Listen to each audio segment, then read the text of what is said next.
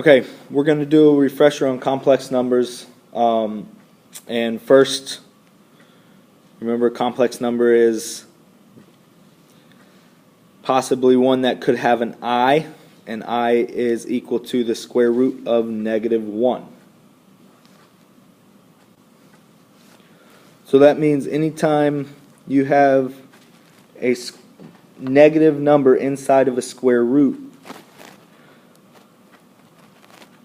you can bring an I out, and then it's the square root of that positive number. For example, if I have the square root of -9,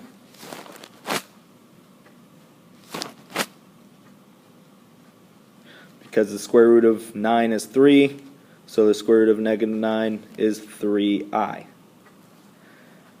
And also, if I have the square root of -18, you can have the square root, I times the square root of 18. And don't forget to simplify the radical. You can do it several different ways.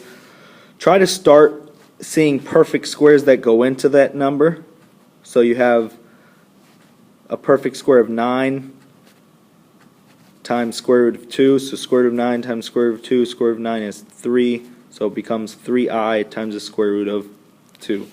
If you need to, you can still use the factor tree. Remember, you circle your pairs, that comes out, times I. What doesn't have a pair stays on the inside.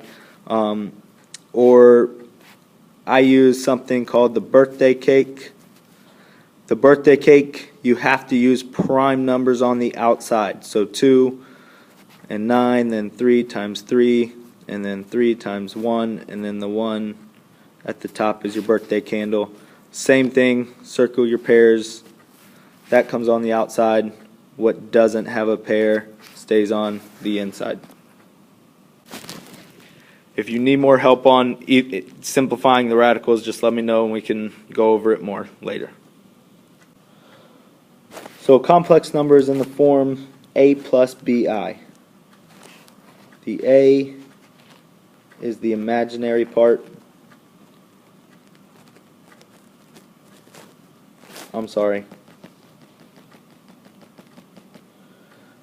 The a is the real part. The bi is the imaginary part.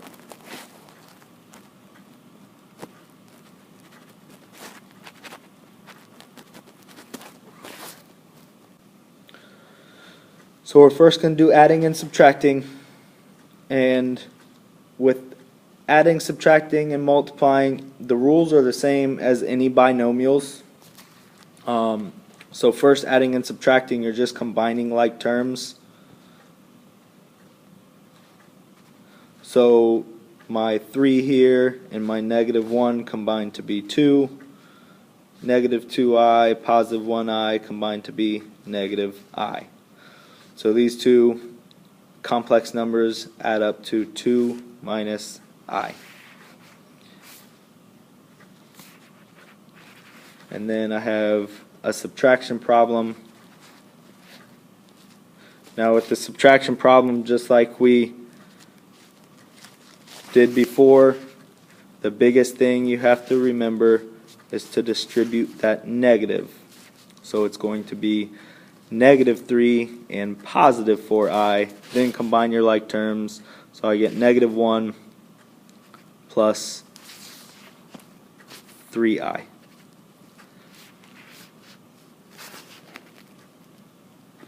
Write the real part first and then the imaginary part. That's a standard form. And when you're multiplying complex numbers, again, it's the same as multiplying binomials, except that you need to remember that I squared is equal to the square root of -1. Squared,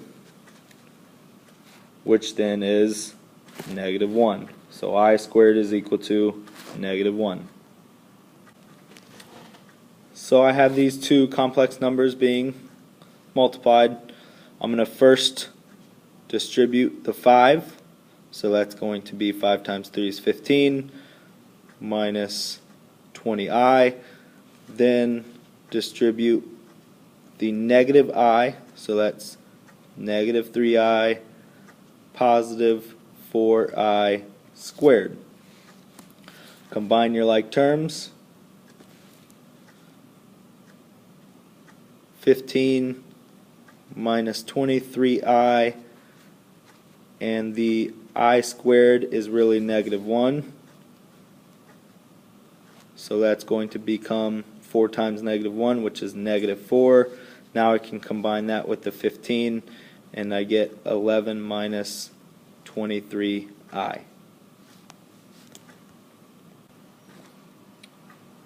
It could also be something like this, to where it's just the first complex number is just the imaginary part. So that would become negative 6i, positive 8i squared, and the I squared becomes negative 1. So that makes it negative 8 minus 6i. When dividing complex numbers, you need to remember that there's a radical in the denominator. So what you're basically doing is rationalizing the denominator, and remember to do that, you multiply by the complex conjugate. So first, before I do this problem, I'm going to go over the complex conjugate. And the reason that you multiply by the complex conjugate, see if I can squeeze that in there. The reason that you multiply by the complex conjugate is because two complex conjugates multiplied together becomes a real number. So if I have a plus bi, the complex conjugate is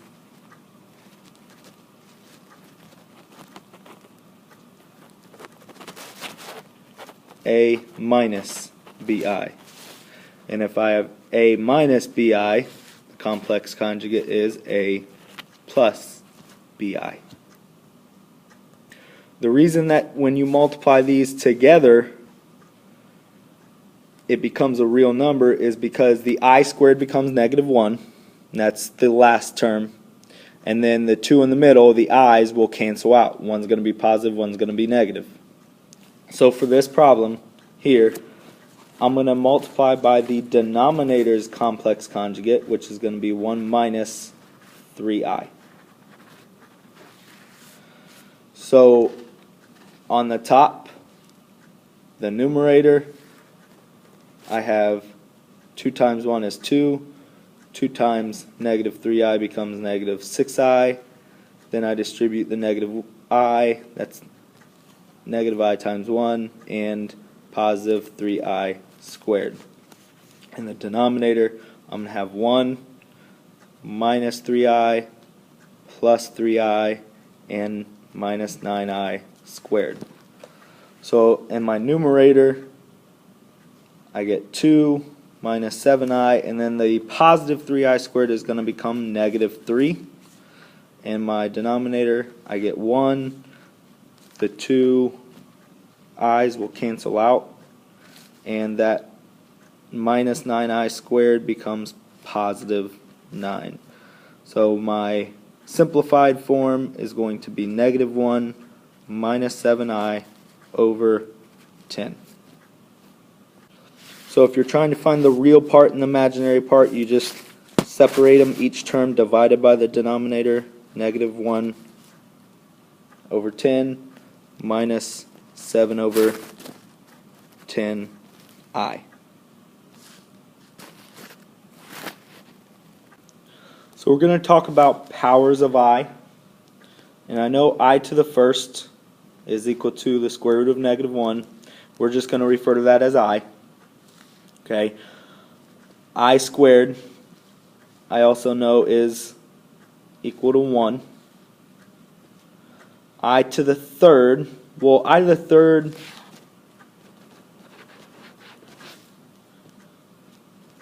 we're going to break down into I squared times I. and I squared is negative 1. So negative 1 times I is going to be negative I.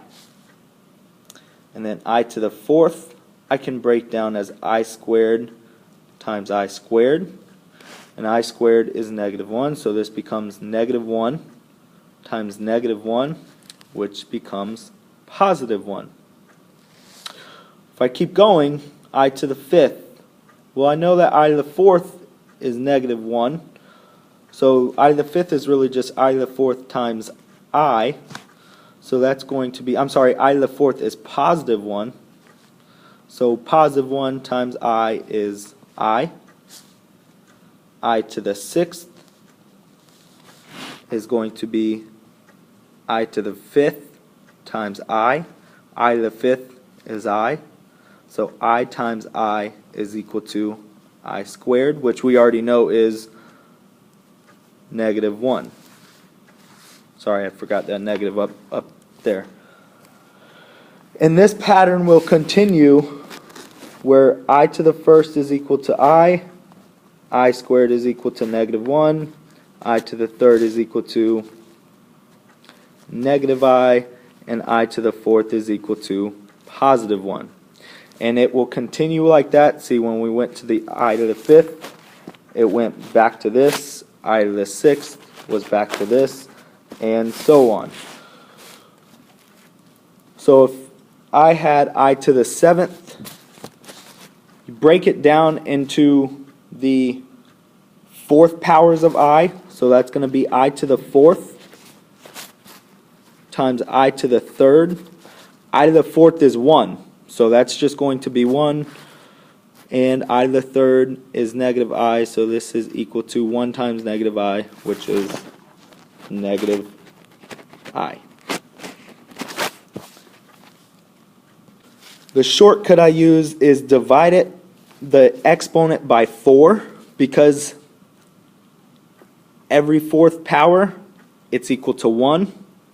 And then whatever your remainder is, it's going to be equal to the I raised to that. So I to the 13th divided by 4. 4 goes into it 3 times, which is 12. That doesn't matter, but the remainder does. So the remainder would be 1. So it's I to the first, which is I.